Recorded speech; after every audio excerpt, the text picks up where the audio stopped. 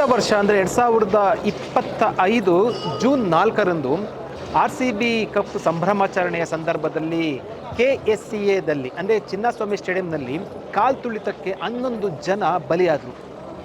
ಅದಕ್ಕೆ ಆಡಳಿತ ಮಂಡಳಿ ಸೇರಿದಂತೆ ಏನು ವ್ಯವಸ್ಥೆಯ ಲೋಪದಿಂದ 11 ಜನ ಬಲಿಯಾದರು. ಅದಾದ ಬಳಿಕ ಸಾಕಷ್ಟು ಸಭೆಗಳು ಮತ್ತು ಚರ್ಚೆಗಳು ತನಿಖೆಯ ಬಳಿಕ ಮೊದಲ ಬಾರಿಗೆ ಚಿನ್ನಸ್ವಾಮಿ ಸ್ಟೇಡಿಯಂನಲ್ಲಿ 28ರಂದು ಮ್ಯಾಚ್ ನಡೀತಾ ಇರುವಂಥದ್ದು RCB ಮತ್ತು SRH ಸನ್ರೈಸರ್ ಹೈದರಾಬಾದ್ ನಡುವೆ IPL ಮ್ಯಾಚ್ ನಡೀತಾ ಇರುವಂಥದ್ದು 28ನೇ ತಾರೀಕು. ಅದಕ್ಕೆ ಕ್ಷಣಗಣನೆ ಆರಂಭ ಆಗಿರುವಂಥದ್ದು.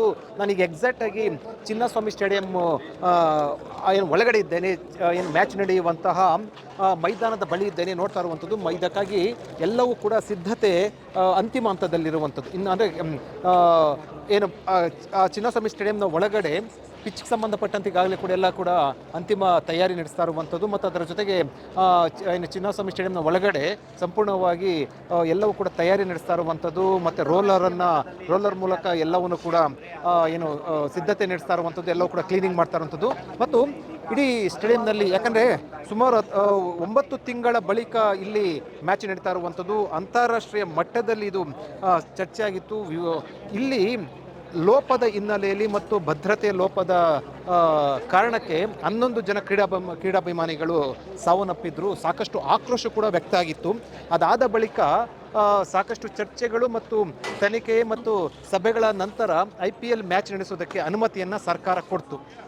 ಆ ಅನುಮತಿಯ ನಂತರ ಸುಮಾರು 9-10 ತಿಂಗಳ ಬಳಿಕ ಈ ಮ್ಯಾಚ್ ಆರಂಭ ಆಗ್ತಾ ಇರುವಂಥದ್ದು ಚಿನ್ನಸ್ವಾಮಿ ಸ್ಟೇಡಿಯಂನಲ್ಲಿ. ಅಲ್ಲಿವರೆಗೂ ಕೂಡ ಯಾವುದೂ ಕೂಡ ಮ್ಯಾಚ್ ನಡೆದಿರಲಿಲ್ಲ.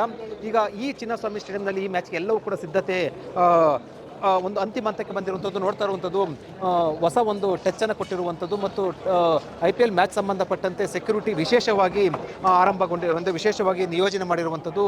ಇದಕ್ಕಾಗಿ ಸಂಬಂಧಪಟ್ಟಂತೆ ಈ ಒಂದು ಮೈದಾನ ಏನಿದೆಯಲ್ವಾ, ಏನು ಚಿನ್ನಸ್ವಾಮಿ ಸ್ಟೇಡಿಯಂ ಮೈದಾನ ಎಲ್ಲವೂ ಕೂಡ ಸಿದ್ಧತೆ ನಡೆಸಿರುವಂಥದ್ದು. ಲಾಸ್ಟ್ ಮ್ಯಾಚ್ನಲ್ಲಿ ಪಾರ್ಟಿಸಿಪೇಟ್ ಮಾಡಿದ್ದೀವಿ. Okay sir. ಈ ಬಾರಿ ಯಾವ ರೀತಿ ವಿಶೇಷ ಅಂದರೆ ಇದು KSCAದಿಂದ ನಿಮಗೆ ಸೆಕ್ಯೂರಿಟಿ ಸಂಬಂಧಪಟ್ಟ ಜವಾಬ್ದಾರಿ ಕೊಟ್ಟಿರೋ ಸರ್? ಹೌದು ಸರ್, ಕಂಪ್ಲೀಟ್ ರೆಸ್ಪಾನ್ಸಿಬಿಲಿಟಿ ಕೊಟ್ಟಿದ್ದಾರೆ.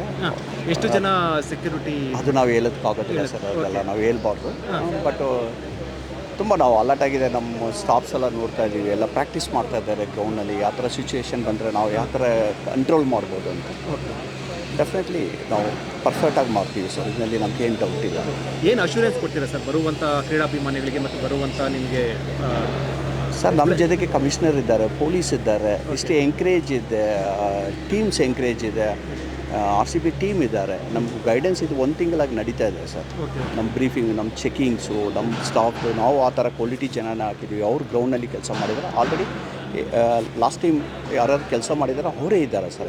ಅಂದರೆ ಸರ್, ಈಗ ಪೊಲೀಸ್ ಅಲ್ಲದೆ ಕೂಡ ಪೊಲೀಸ್ ಸೆಕ್ಯೂರಿಟಿ ಒಂದು ಭಾಗ ಆದರೆ ಇಲ್ಲಿ KSCAಯಿಂದ ಕೂಡ ಪ್ರೈವೇಟ್ ಸೆಕ್ಯೂರಿಟಿ ತಗೊಂಡು ವ್ಯವಸ್ಥೆ ಮಾಡಿರುವಂಥದ್ದು ಸರ್ ಮಾಡಿದ್ದಾರೆ ಸರ್. ಎಷ್ಟು ಜನ ಏನು ಸೆಕ್ಯೂರಿಟಿ? ಇಲ್ಲ, ಅದು ನಾವು ಹೇಳೋದಿಲ್ಲ ಸರ್, ಅದು ಹೇಳೋಬಾರ್ದು. ನಾವು ಏನು ನಮ್ಮ ಸ್ಟ್ರೆಂತ್ ಇದೆ. ಓಕೆ ಸರ್, ಒಂದು ಲಾಸ್ಟ್ ಟೈಮ್ ಆದಂಥ ಕಹಿ ಘಟನೆ ಹಿನ್ನೆಲೆಯಲ್ಲಿ ಈ ಬಾರಿ ನೀವು ಏನೇನು ಮುಂಜಾಗ್ರತಾ ಕ್ರಮಗಳನ್ನು ಕೈಗೊಂಡಿದ್ದೀರಾ? So what your precaution? ನಮ್ಗೆ ಇನ್ಸ್ಟ್ರಕ್ಷನ್ ಸಿಗ್ತಾ ಇದೆ ಸರ್, ನಮಗೆ ತುಂಬ ಒಳ್ಳೆ ಇನ್ಸ್ಟ್ರಕ್ಷನ್ ಸಿಗ್ತಾ ಇದೆ. ಕ್ಲಿಯರ್ ಬ್ರೀಫಿಂಗ್ಸ್ ಇದೆ. ಕಮಿಷನರ್ ಸಾಹೇಬ್ ಗ್ರೌಂಡಿಗೆ ಬರ್ತಾ ಇದ್ದಾರೆ. ಲಾಸ್ಟ್ ಟೈಮ್ ಅವ್ರು ಬಂದಿದ್ದಾರೆ.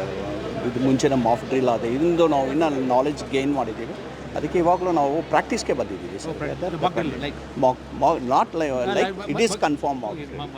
ಡೆಫಿನೆಟ್ಲಿ ನಮಗೆ ಒಳ್ಳೆ ಆಫೀಸರ್ಸ್ ಇದ್ದಾರೆ ಸರ್ ನಮ್ಮ ಜೊತೆಗೆ ಅಡ್ವೈಸ್ ಮಾಡೋದಕ್ಕೆ, ನಮಗೆ ಎಕ್ಸ್ಪ್ಲೇನ್ ಮಾಡೋದಕ್ಕೆ. So yes sir.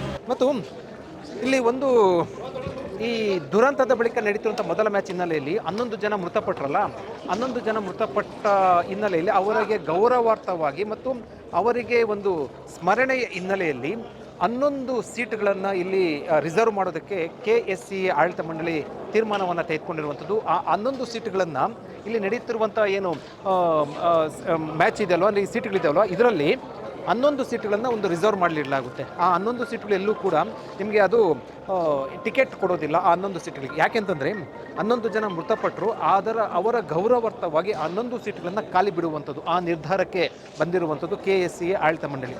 ಪ್ರಶ್ನೆ ಇರುವಂಥದ್ದು, 11 ಜನರ ಮೃತರಿಗೆ ಸಂಬಂಧಪಟ್ಟಂತೆ ಏನಾಗಿದೆಯಲ್ಲ ಅದಕ್ಕೆ ಕಾರಣಕರ್ತರು ಯಾರು, ಅದು ಅವರಿಗೆ ಶಿಕ್ಷೆ ಯಾವಾಗ, ಅಥವಾ ಅವರಿಗೆ ಏನು ಕೇವಲ 11 ಸೀಟ್ಗಳನ್ನು ಬಿಟ್ಟು ಖಾಲಿ ಬಿಟ್ಟು ಗೌರವ ಸಲ್ಲಿಸಿದ್ರೆ ಅವರ ಆತ್ಮಕ್ಕೆ ಶಾಂತಿ ಸಿಗುತ್ತಾ ಅನ್ನುವಂಥ ಚರ್ಚೆಗಳು ಸಾರ್ವಜನಿಕ ವಲಯದಲ್ಲಿ ಶುರುವಾಗಿರುವಂಥದ್ದು. ಯಾಕೆ ಅಂತಂದರೆ, ಅಂದರೆ ನಿಮಗೆ ಮ್ಯಾಚ್ ನಡೆಸುವಂಥದ್ದು ಸಿದ್ಧತೆ ಎಲ್ಲ ಮುಂಜಾಗ್ರತಾ ಕ್ರಮ ಇವೆಲ್ಲವೂ ಕೂಡ ಓಕೆ, ಆದರೆ ಪ್ರಶ್ನೆ ಇರುವಂಥದ್ದು 11 ಜನರ ಮೃತರಿಗೆ ಕಾರಣ ಆದ್ರಲ್ವಾ, ಅವ್ರಿಗೆ ಯಾರು ಕಾರಣ ಆದರೂ ಅವ್ರಿಗೇನು ಶಿಕ್ಷೆ ಯಾವಾಗ ಆಗುತ್ತೆ ಅನ್ನುವಂಥ ಚರ್ಚೆಗಳು ಸಾರ್ವಜನಿಕ ವಲಯದಲ್ಲಿ ಶುರುವಾಗಿರುವಂಥದ್ದು. ನೀವಾಗ ನೋಡ್ತಾ ಇರುವಂಥದ್ದು ಪೊಲೀಸ್ ಸಂಬಂಧಪಟ್ಟಂತೆ ಸಾಕಷ್ಟು ಸೆಕ್ಯೂರಿಟಿಯನ್ನು ಆಯೋಜನೆ ಮಾಡಿರುವಂಥದ್ದು ಮತ್ತು ಪ್ರೈವೇಟ್ ಸೆಕ್ಯೂರಿಟಿಯನ್ನು ಕೂಡ ಆಯೋಜನೆ ಮಾಡಿರುವಂಥದ್ದು. ಪೊಲೀಸ್ ಸೆಕ್ಯೂರಿಟಿ ಮತ್ತು ಪ್ರೈವೇಟ್ ಸೆಕ್ಯೂರಿಟಿಯನ್ನು ಯಾವುದೂ ಕೂಡ ಅಹಿತಕರ ಘಟನೆ ಸಂಭವಿಸದ ರೀತಿಯಲ್ಲಿ ಪೊಲೀಸ್ ಸೆಕ್ಯೂರಿಟಿಯನ್ನು ಆಯೋಜನೆ ಮಾಡಿರುವಂಥದ್ದು. ಇದು ಚಿನ್ನಸ್ವಾಮಿ ಸ್ಟೇಡಿಯಂನ ಒಳಗಡೆ ಇರುವಂತಹ ದೃಶ್ಯ.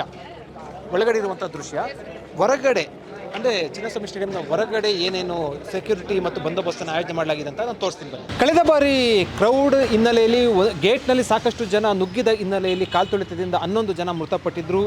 ಅದರ ಒಂದು ಮುಂಜಾಗ್ರತಾ ಕ್ರಮವಾಗಿ ಈಗ ಎಚ್ಚೆತ್ತುಕೊಂಡಿರುವಂತಹ KCA ಮತ್ತು ಏನು ಪೊಲೀಸರು ಈ ಸಂಬಂಧಪಟ್ಟಂತೆ ಗೇಟ್ಗಳನ್ನು ಕೂಡ ಹೆಚ್ಚುವರಿ ಮಾಡಿರುವಂಥದ್ದು. ಮುಂಚೆ 25 ಇತ್ತು, ಈಗ 45 ಗೇಟ್ಗಳನ್ನು ಮಾಡಿರುವಂಥದ್ದು.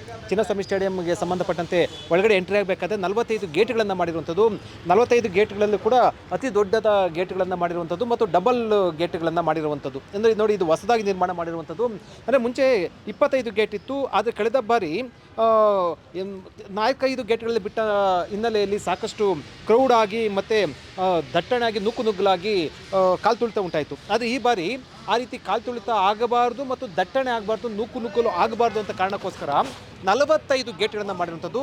ಮತ್ತು 45 ಗೇಟ್ಗಳು ಕೂಡ ದೊಡ್ಡದಾಗಿ, ಅಂದರೆ 2 ಡಬಲ್ ಗೇಟ್ ಥರ ಮಾಡಿರುವಂಥದ್ದು. ಇದು ಹೊಸದಾಗಿ ನಿರ್ಮಾಣ ಮಾಡಿರುವಂತಹ ಗೇಟು ಮತ್ತು ಗೇಟ್ ಹೈಟನ್ನು ಕೂಡ ಮಾಡಿರುವಂಥದ್ದು. ಈ ರೀತಿ ಒಟ್ಟು ಈ ರೀತಿಯ ಗೇಟ್ಗಳು 45 ಇದೆ. ಇದರಲ್ಲಿ ಟಿಕೆಟ್ ಸಂಬಂಧಪಟ್ಟಂತೆ ಯಾರು ಕ್ರೀಡಾಭಿಮಾನಿಗಳು ಬರ್ತಾರಲ್ವ ಅವರಿಗೆ ಪ್ರತ್ಯೇಕವಾಗಿ ನಮೂದು ಮಾಡಲಾಗಿತ್ತು. ಇಂತಿಂಥ ಗೇಟ್ನಲ್ಲಿ ನೀವು ಹೋಗ್ಬೋದು ಅಂತ ಇರ್ತದೆ. ಇದು ಇರುವಂಥದ್ದು 5ನೇ ಗೇಟ್ ಬಳಿ ನಾನಿದ್ದೇನೆ. ಒಟ್ಟು 45 ಗೇಟ್ ಇರುವಂಥದ್ದು. 45 ಗೇಟ್ಗಳಲ್ಲಿ ಈ ರೀತಿ ಇಂಥ ಗೇಟ್ನಲ್ಲಿ ನೀವು ಹೋಗ್ಬೋದಂತ ಟಿಕೆಟನ್ನು ಬೈಫರ್ಕೇಟ್ ಮಾಡಿರ್ತಾರೆ. ಅವರು ಬಂದು ಇಲ್ಲಿ ಈ ಗೇಟ್ ಮುಖಾಂತರ ಒಳ ಬರ್ಬೋದು. ಈ ರೀತಿಯ 45 ಗೇಟ್ ಇರುವಂಥದ್ದು. ಮತ್ತು VIP ಗೇಟ್ ಸಂಬಂಧಪಟ್ಟಂತೆ ಪ್ರತ್ಯೇಕವಾಗಿ ಅದು VVIPಗಳಿಗೆ ಪ್ರತ್ಯೇಕವಾದಂಥ ಒಂದು ಮೇನ್ ಗೇಟ್ ಇರುತ್ತೆ. ಅದನ್ನು ಹೊರತುಪಡಿಸಿ 45 ಗೇಟ್ಗಳಲ್ಲಿ ಈ ರೀತಿ ವ್ಯವಸ್ಥೆ ಮಾಡಿ ಹೊಸದಾಗಿ ನಿರ್ಮಾಣ ಮಾಡಿರುವಂತಹ ಗೇಟ್ಗಳು, ಇದು ದೊಡ್ಡ ಗೇಟ್ ಇರುವಂಥದ್ದು. ಜನ ದಟ್ಟಣೆ ಮತ್ತು ನುಗ್ಗಲು ಆಗಬಾರ್ದು ಅನ್ನೋ ಕಾರಣಕ್ಕೋಸ್ಕರ ವ್ಯವಸ್ಥಿತವಾಗಿ ಈ ರೀತಿ ಗೇಟ್ಗಳನ್ನು ನಿರ್ಮಾಣ ಮಾಡಿರುವಂಥದ್ದು. ನಾನೀಗ ಗೇಟ್ ನಂಬರ್ E3ಯಲ್ಲಿದ್ದೇನೆ. ಹೊಸದಾಗಿ ನಿರ್ಮಾಣ ಮಾಡಿರುವಂಥ ಗೇಟು. ಯಾಕಂದರೆ ಕಳೆದ ಬಾರಿ ಸಂಭವಿಸಿದಂತಹ ಅನಾಹುತ ಮತ್ತು ಏನು ನುಗ್ಗಲು ಕಾಲ್ತುಳಿತ ಹಿನ್ನೆಲೆಯಲ್ಲಿ ಈ ಬಾರಿ ಹೆಚ್ಚು ಗೇಟ್ಗಳನ್ನು ಮಾಡಿರುವಂಥದ್ದು, 45 ಗೇಟ್ಗಳನ್ನು ಮಾಡಿರುವಂಥದ್ದು. ಅದರ ಪೈಕಿ ಈಗ E3 ಗೇಟ್ನಲ್ಲಿದ್ದೇನೆ, ಹೊಸದಾಗಿ ಮಾಡಿರುವಂಥ ಗೇಟು.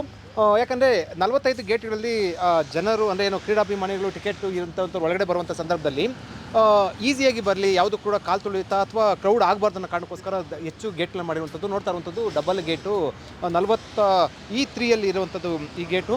ಅಂದರೆ ಪ್ರತಿ ಸಂಬಂಧಪಟ್ಟಂತೆ ಕೂಡ ಒಟ್ಟು 7 ಈ ರೀತಿ ಕಂಪಾರ್ಟ್ಮೆಂಟ್ಗಳನ್ನು, ಈ ರೀತಿ ಸರ್ತಿ ಸಾಲಿನಲ್ಲಿ ಹೋಗೋಕ್ಕೆ ಸಂಬಂಧಪಟ್ಟಂತೆ 8 ಈ ಥರ ಕಂಪಾರ್ಟ್ಮೆಂಟ್ಗಳನ್ನು ಮಾಡಿರುವಂಥದ್ದು. ಮತ್ತು ಆ ಗೇಟ್ಗೆ ಸಂಬಂಧಪಟ್ಟದಿಗೆ ನಾನಿರುವಂಥದ್ದು E3ಯಲ್ಲಿ ನಿಮಗೆ ಟಿಕೆಟ್ನಲ್ಲಿ ಮುಂಚೆ ನಮೂದಾಗಿರುತ್ತೆ. E3, E1, E2 ಆ ರೀತಿ ಟಿಕೆಟ್ನಲ್ಲಿ ನಮೂದಾಗಿರ್ತದೆ. ಆ ಟಿಕೆಟ್ ಹೊಂದಿರುವಂಥವರು ಆ ಗೇಟ್ಗೆ ಬರಬೇಕು. ಬಂದ ನಂತರ ಒಳಗಡೆ ಬಿಡ್ತಾರೆ. ಒಳಗಡೆ ಬಂದು ಚೆಕಿಂಗ್ ಆಗಿ ಒಳಗಡೆ ಬಿಡ್ತಾರೆ. ಅದಾದ ಬಳಿಕ ಏನು ಟಿಕೆಟ್ ನೋಡೋಕ್ಕೆ ಒಳಗಡೆ ಹೋಗುವಂಥದ್ದು. ಅಂದರೆ ಯಾವುದು ನುಗ್ಗಲು ಆಗಬಾರ್ದು ಅನ್ನೋ ಕಾರಣಕ್ಕೋಸ್ಕರ ಈ ರೀತಿಯ ಹೆಚ್ಚುವರಿ ಗೇಟ್ಗಳನ್ನು ಮಾಡಿ ಇದಕ್ಕೆ ಸಂಬಂಧಪಟ್ಟಂತೆ ಎಲ್ಲವೂ ಕೂಡ ಬಂದೋಬಸ್ತನ್ನು ಮಾಡಿರುವಂಥದ್ದು. ಜೊತೆಗೆ ಭದ್ರತೆ ದೃಷ್ಟಿಯಿಂದ ಹೋಗುವಂಥವ್ರು ಕೂಡ ಇಲ್ಲಿ ಸ್ಕ್ಯಾನಿಂಗ್ ಮಿಷಿನನ್ನು ಹಾಕಿರುವಂಥದ್ದು, ಇಲ್ಲಿ ಚೆಕ್ ಮಾಡಿ ಒಳಗಡೆ ಬಿಡುವಂಥದ್ದು. ಜೊತೆಗೆ ಒಂದಷ್ಟು ನಿಷೇಧ, ಅಂದರೆ ಯಾವುದು ಕೂಡ ವಸ್ತುಗಳನ್ನು ತರಬಾರ್ದು, ಬ್ಯಾಗ್ ಇರುವುದು ಸಂಬಂಧಪಟ್ಟಂತೆ ಮತ್ತು ಛತ್ರಿ ಈ ರೀತಿ ಯಾವುದು ಕೂಡ ವಸ್ತುಗಳನ್ನು ತರಬಾರ್ದು. ಅದರ ಜೊತೆಗೆ ಸ್ಕ್ಯಾನಿಂಗ್ ಮಿಷಿನ್ ತಂದಿರುವಂಥದ್ದು. ಫೋನಲ್ಲಿ ಕೂಡ ಸ್ಕ್ಯಾನ್ ಮಾಡಿ ಒಳಗಡೆ ಮಾಡುವಂಥದ್ದು.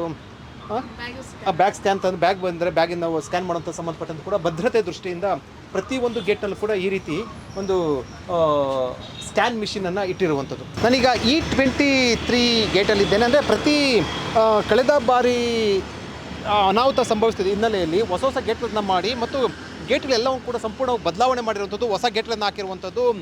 ಮತ್ತು ಪ್ರತಿ ಗೇಟ್ನಲ್ಲೂ ಕೂಡ ಕ್ಯೂ ಸಂಬಂಧಪಟ್ಟಂತೆ ಒಂದು ಏನು ಸರದಿ ಸಾಲಿನ ಬರೋ ಸಂಬಂಧಪಟ್ಟಂತೆ ಎಲ್ಲವೂ ಕೂಡ ವ್ಯವಸ್ಥೆ ಮಾಡಿರುವಂಥದ್ದು, ಜೊತೆಗೆ ಇನ್ಸ್ಟ್ರಕ್ಷನ್ ಹಾಕಿರುವಂಥದ್ದು. ಮ್ಯಾಚ್ಗೆ ಬರುವಂಥವರು ಕೂಡ ಏನೇನು ತರಬಾರ್ದು ಅಂತ ಇನ್ಸ್ಟ್ರಕ್ಷನ್ನ ಮುಂಚೆನೇ ಹಾಕಿರುವಂಥದ್ದು. ಫುಡ್ ಐಟಮ್ಸು, ಬಾಟಲ್ಸು, ಮತ್ತು ಕ್ಯಾಮ್ರಾ, ಮತ್ತು ಅದೇ ರೀತಿ ಲೈಟರು, ಇದು ಥರ್ಮೋ ಫ್ಲಾಸ್ಕು, ಪರ್ಫ್ಯೂಮ್ಸು, ಮತ್ತು ಈ ರೀತಿ ಯಾವುದೂ ಕೂಡ ಬ್ಯಾಗು ಮತ್ತು ಛತ್ರಿ ಈ ರೀತಿ ಯಾವುದೂ ಕೂಡ ತರಬಾರ್ದು ಅಂತ ಮುಂಚೆನೇ ಕೂಡ ಮುಂಜಾಗ್ರತಾ ಕ್ರಮವನ್ನು ಮುಂಜಾಗ್ರತಾ ಪಟ್ಟಿಯನ್ನು ಹಾಕಿರುವಂಥದ್ದು. ಒಟ್ಟು ಚಿನ್ನಸ್ವಾಮಿ ಸ್ಟೇಡಿಯಂಗೆ ಬರುವಂತಹ ಸಾವಿರ ಪ್ರೇಕ್ಷಕರಿದ್ದಾರಲ್ವ, ಆ ಪ್ರೇಕ್ಷಕರಿಗೆ ಒಳಗಡೆ ಮತ್ತು ಹೊರಗಡೆ ಬರುವ ನಿಟ್ಟಿನಲ್ಲಿ ಮುಂಜಾಗ್ರತಾ ಕ್ರಮವಾಗಿ ಯಾವುದೂ ಕೂಡ ಅನಾನುಕೂಲ ಸಂಭವಿಸಬಾರ್ದು ಅಂತ ನಿಟ್ಟಿನಲ್ಲಿ ಹೊಸ ಗೇಟ್ಗಳನ್ನು ಮಾಡಿ ಎಲ್ಲ ಸಕಲ ಸಿದ್ಧತೆಯನ್ನು ಮಾಡಿರುವಂಥದ್ದು. ಆದರೆ ಕಹಿ ನೆನಪು ವೀಕ್ಷಕರೇ, ಕಳೆದ ಜೂನ್ ತಿಂಗಳಲ್ಲಿ ನಡೆದಂತಹ ಕಹಿ ನೆನಪು ಇನ್ನೂ ಕೂಡ ಅದೇ ರೀತಿ ಇರುವಂಥದ್ದು ಜನರಲ್ಲಿರುವಂಥದ್ದು ಅಥವಾ ಕ್ರೀಡಾಭಿಮಾನಿಗಳಲ್ಲಿ. ಆದರೆ ಈ ಬಾರಿ ಈಗ ಸಾಕಷ್ಟು ಚರ್ಚೆಗಳ ನಂತರ ಮ್ಯಾಚ್ ಶುರುವಾಗ್ತಾ ಇರುವಂಥದ್ದು, ಎಲ್ಲ ಸಕಲ ಬಂದೋಬಸ್ತ್ ವ್ಯವಸ್ಥೆಯನ್ನು ಮಾಡಿಕೊಂಡಿರುವಂಥದ್ದು, ಮತ್ತೊಂದು ಎಚ್ಚರಿಕೆಯನ್ನು ಕೊಟ್ಟಿರುವಂಥದ್ದು ಪೊಲೀಸರು. ಟಿಕೆಟ್ ಇಲ್ಲದಂಥವರು ಯಾರೂ ಕೂಡ ಬರಬಾರ್ದು, ಟಿಕೆಟ್ ಇದ್ದಂಥವರು ಮುಂಚೆನೇ ಬಂದು ಒಳಗಡೆ ಹೋಗಬೇಕು ಅಂತ ಎಚ್ಚರಿಕೆಯನ್ನು ಕೊಟ್ಟಿರುವಂಥದ್ದು.